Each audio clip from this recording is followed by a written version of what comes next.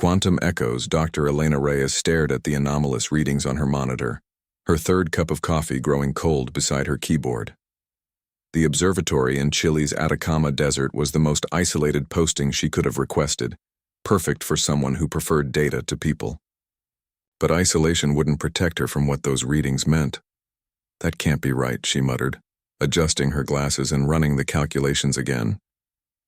The quantum disturbances she'd detected weren't natural.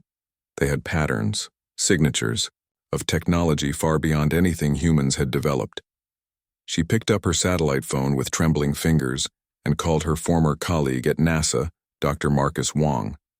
"Marcus, I'm sending you data from the quantum array. Tell me I'm not seeing what I think I'm seeing." There was silence on the line as Marcus reviewed the information, then a sharp intake of breath. "Elena, these are artificial signatures, and they're coming from just beyond the orbit of Neptune." "Artificial, as in, not human," Marcus finished.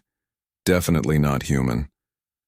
Within 48 hours, Elena's discovery had reached every major government.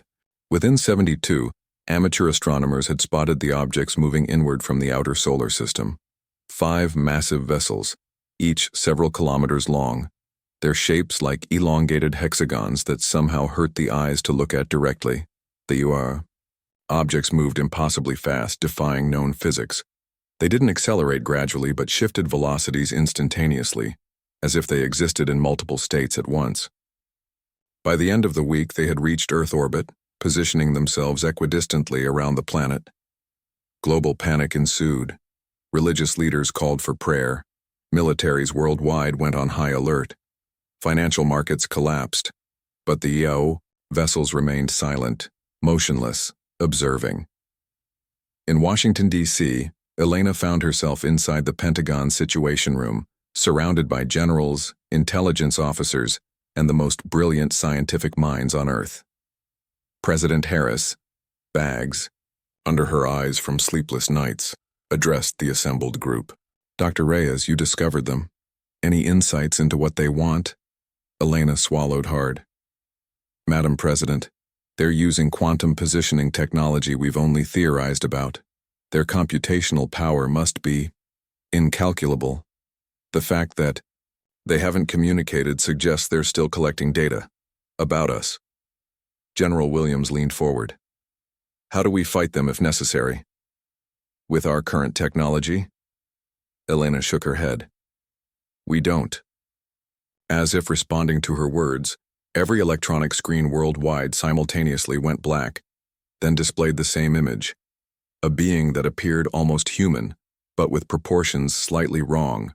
Limbs too long, head too large, skin like polished metal.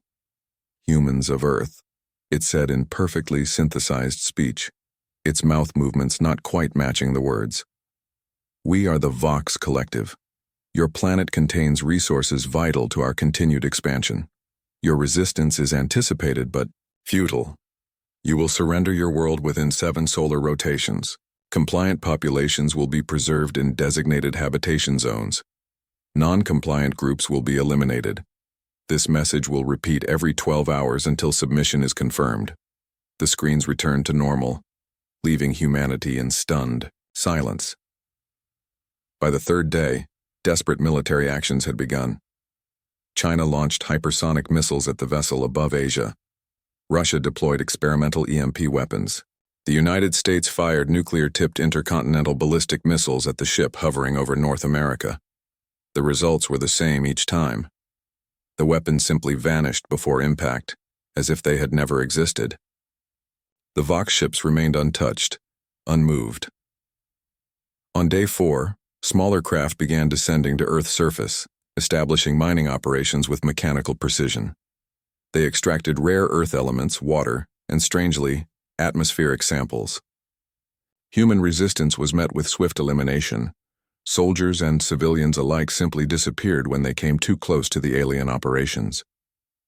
Elena watched the footage from a secure underground facility in Colorado. While the military planned increasingly desperate attacks, she had been focusing on something odd in the data from her observatory, which was still transmitting. "Look at this," she told Marcus, pointing to energy fluctuations around the Vox ships. There's a pattern here. Their quantum field is fluctuating like it's struggling to maintain coherence. Marcus studied the readings. Could be nothing. Power fluctuations in their systems? No, Elena said with growing excitement. It correlates perfectly with variations in Earth's magnetosphere. I think something about our planet is interfering with their technology. She worked through the night, analyzing data from observatories worldwide. By morning, she had a theory that seemed too incredible to be true. Earth's quantum field is unique, she explained to the assembled scientists and military leaders. Most planets have chaotic quantum states, but Earth, because of our specific combination of magnetic field, atmospheric composition, and biological activity, has what I'm calling quantum coherence at a planetary scale. What does that mean in practical terms, Doctor? President Harris asked. The Vox ships are experiencing quantum decoherence when they interact with Earth's field. It's subtle, but it's affecting them, like a computer experiencing random errors. The longer they stay, the worse it gets. General Williams leaned forward. Can we weaponize this effect? Elena hesitated. Theoretically, well, yes. If we could amplify Earth's natural quantum field in targeted areas, we might be able to accelerate the decoherence in their systems. How do we do that? Marcus asked. I need a team, Elena said, her mind racing. Quantum. Physicists, engineers, material scientists. And I need access to the particle accelerator at CERN. Within days, a unique team had assembled.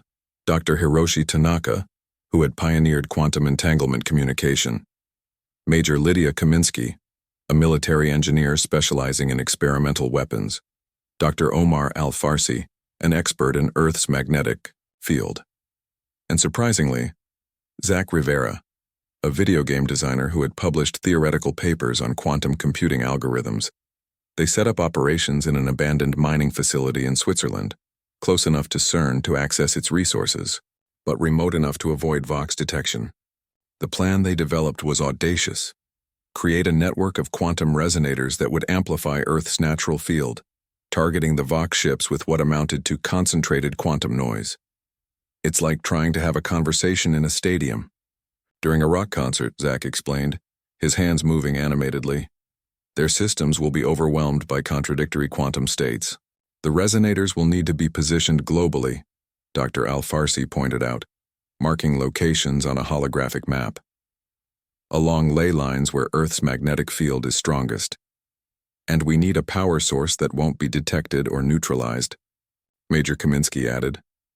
Elena nodded, looking at the prototype resonator, a device no larger than a microwave oven, containing specially aligned crystals grown at CERN. We'll use the planet itself, geothermal and tidal energy, converted through these superconducting circuits. As they worked, the Vox continued their methodical harvesting of Earth's resources. Cities were evacuated as the aliens expanded their mining operations. Human casualties mounted. The 7th day, the deadline for surrender approached. On the 6th day, they tested a prototype resonator near a smaller Vox craft that was extracting rare Earth elements from a mine in Sweden. Elena watched through binoculars as Major Kaminsky activated the device from their concealed position 2 kilometers away. The effect was subtle at first, a slight shimmer around the Vox craft, like heat waves rising from hot asphalt. Then more pronounced distortions appeared. The craft's metallic surface began to ripple, parts of it seeming to exist in multiple places simultaneously. It's working, Elena whispered, checking the readings on her tablet. The quantum field around their ship is destabilizing. The alien craft suddenly rose, wobbling unsteadily, its perfect mechanical precision gone. It ascended rapidly, then disappeared into the clouds. Holy shit, Zach breathed. We actually scared them off. No, Elena said, studying the data. We damaged them. They're retreating to repair. She looked up, her eyes bright with revelation. This is going to work. We can fight back. As the resonator hummed beside them, broadcasting its quantum disruption into the atmosphere, Elena felt something she hadn't experienced since the alien ships first appeared. Hope. Planetary defense. The resistance spread across the globe like wildfire. Elena's team transmitted the resonator designs through secured quantum channels to hidden manufacturing facilities on every continent. The very technology that had once been purely theoretical, quantum entanglement communication, now became humanity's lifeline, invisible to the Vox monitoring systems. In Japan, Dr. Tanaka oversaw production of miniaturized resonators that could be carried by special forces. In Brazil, a network of resonators was established along the Amazon basin, disguised as environmental monitoring stations. In Antarctica, researchers repurposed geothermal vents to power a massive resonator array beneath the ice. The Vox are adapting, Elena warned during a global resistance conference call. They're adjusting their quantum fields to compensate for our disruptions. We need to escalate. Dr. Al-Farsi nodded, his face grim on the holographic display. I've been monitoring their mining operations. They're extracting specific isotopes now, ones that could theoretically be used to stabilize quantum states. They're creating a shield against our resonators, Marcus concluded. Major Kaminsky's voice came through, distorted by interference. Then we hit them harder, faster. Before they can complete their countermeasures, the coordinated attack was set for exactly 700 UTC 2 weeks after the Vox arrival. Every operational resonator worldwide would activate simultaneously, targeting not just the smaller mining craft, but the 5 motherships in orbit. As the hour approached, Elena stood with her core team in their Swiss base of operations, watching real-time satellite feeds of the motherships. The room thrummed with tension. 60 seconds, Zach announced, his fingers flying over the control interface. Resonators charging worldwide, power levels optimal. 50 seconds, Dr. Tanaka confirmed. Quantum entanglement stable, 40 seconds. All teams reporting ready, Major Kaminsky said, her military training evident in her calm efficiency. Elena watched the countdown, her mind racing through calculations one final time. The plan was sound, but the scale was unprecedented. They were attempting to manipulate quantum fields across an entire planet. 30 seconds, Dr. Al-Farsi reported. Magnetosphere readings normal. 20 seconds. Satellite uplink secure, Marcus added from his station. 10 seconds. Zach counted down. 9, 8. Elena closed her eyes briefly, thinking of her small observatory in the Atacama, where this had all begun. How insignificant human concerns had seemed before the arrival of the Vox. How united they had become in the face of extinction. 3, 2, 1. Activate! The lights dimmed momentarily as power surged through the facility. On the monitors, resonator stations worldwide glowed blue as they came online. For a breathless moment, nothing happened. Then the Vox motherships began to shimmer. "It's working!" Zach shouted, pointing to the energy readings. "Quantum disruption is propagating through their hulls." The effect built rapidly. The motherships, perfect geometric forms, began to distort, parts of them seeming to phase in and out of reality. Smaller craft attempting to return to the motherships missed their docking bays, some crashing against the larger vessels. "Their quantum positioning systems are failing," Dr. Tanaka explained, watching in fascination. "They can't maintain spatial coherence." On the ground, the mining operations fell into chaos. The mechanically precise alien workers moved erratically, some freezing in place, others colliding with equipment. The smaller craft either crashed or retreated upward, attempting to escape the quantum disruption. "We've got them on the run," Major Kaminsky said with grim satisfaction. But Elena was frowning at her readings. "Something's wrong. The disruption is spreading faster than our models predicted." She looked up, alarmed. "The quantum resonance is cascading. It's creating a feedback loop with Earth's natural field." On the main screen, the 5 motherships were now completely engulfed in shimmering disruption fields. They began to move, slowly at first, then with increasing speed, away from Earth. "They're retreating," Zach exclaimed. "No," Elena said softly. "They're not in control anymore. The quantum decoherence has compromised their navigation systems. The assembled team watched in stunned silence as the Vox fleet accelerated out of Earth orbit, their formations breaking apart as individual ships struggled against the quantum disruption. Smaller craft left behind in Earth's atmosphere began to disintegrate, their component particles losing coherence and dispersing like mist in sunlight. "Should we shut down the resonators?" Dr. Al-Farsi asked. Elena checked the readings again. "No. The effect is self-sustaining now. Earth's natural field has been amplified beyond our initial calculations."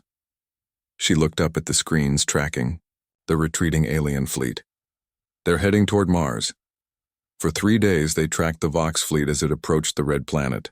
The ships moved erratically, sometimes accelerating to impossible speeds, other times nearly stopping as their propulsion systems fluctuated under the quantum disruption. Then, as the lead mothership reached Mars orbit, something extraordinary happened. "They're coming apart," Marcus said in disbelief, enhancing the telescope imagery. The motherships were dissolving, not exploding, not breaking apart, but seeming to lose cohesion at a fundamental level. Their matter spread out in expanding clouds, glittering briefly in the sunlight before fading from visibility entirely. "Total quantum decoherence," Elena whispered. "Their matter has been dispersed to an atomic level.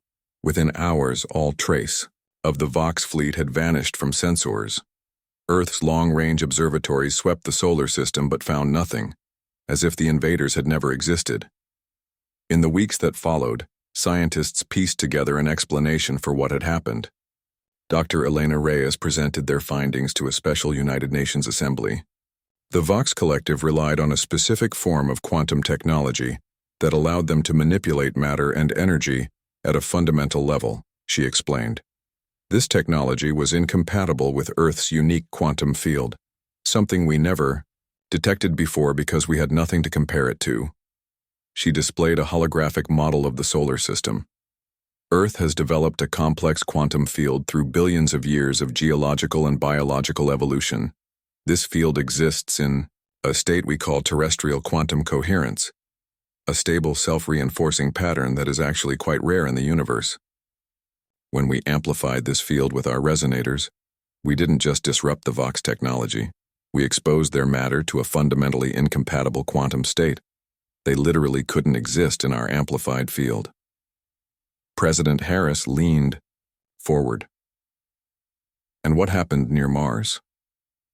"Mars doesn't have the same protective magnetosphere or complex biosphere as Earth," Elena explained. "When the Vox fled Earth, they carried our amplified quantum field with them, like an infection. Once beyond the stabilizing influence of Earth's natural field, the disruption became catastrophic. Their matter simply decoherent. The implications were profound. Humanity had discovered not only that they weren't alone in the universe, but that Earth itself provided a natural defense against certain forms of alien technology. The quantum resonators were immediately recognized as both the greatest defense system and the most dangerous weapon ever created. International treaties were quickly established to control the technology. A global early warning system was developed, combining quantum field monitoring with traditional deep space observation, and a new branch of science emerged, dedicated to understanding Earth's unique quantum properties. 1 year after the invasion, Elena stood once again at her observatory in the Atacama Desert, gazing up at the stars with new eyes. Her detection equipment was now part of the Planetary Defense Network, scanning for quantum disturbances that might signal another arrival. Marcus joined her on the observation deck, handing her a cup of coffee. "Any signals?" he asked. Elena shook her head. "Nothing yet, but they're out there watching." "Do you think they'll try again?" She considered this, sipping her coffee. "The Vox? No. Others will eventually, but they'll be more cautious now." Marcus looked up at the star-filled sky. "We got lucky, you know. If Earth hadn't developed this specific quantum signature—" "It wasn't luck," Elena said firmly. "Every living thing on this planet contributed to that quantum field. Every plant, animal, microbe, every geological process, every weather pattern. 4 billion years of evolution created our defense system, We just activated it."